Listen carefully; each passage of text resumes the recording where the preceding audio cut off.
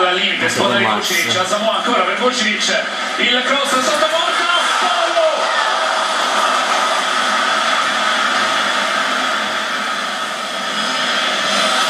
E in vantaggio Oscar, adesso deve indietreggiare Bonucci ancora, Oscar non lo tengono, Oscar arriva al limite, l'apertura a destra, attenzione c'è Buffon all'esterno della rete, palla contro il Chelsea, la toccata Buffon determinante su Hazard.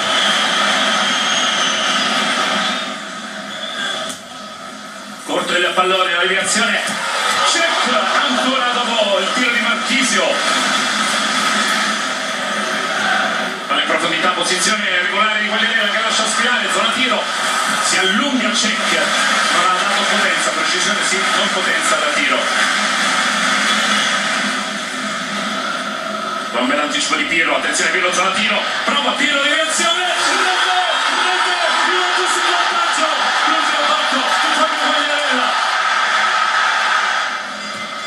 Pirlo, chiude Mikel, largo a Asamoah, c'è Azpilicueta su di lui, di nuovo lo sfida, Asamoah non lo tira Azpilicueta, il cross, palla salvata sulla linea.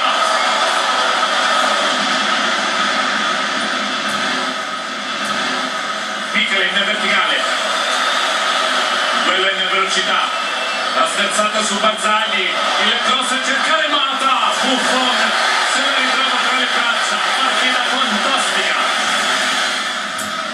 Ancora Juve che torna in possesso palla, l'iniziativa adesso di Pirlo, zona tiro, Pirlo, parte il tiro!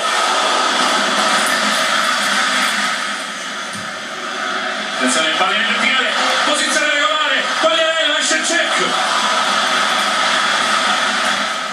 Verticale per Vucinic, l'inserimento di Asamoah che può tagliare dentro, Asamoah in area di rigore, attenzione Vidal!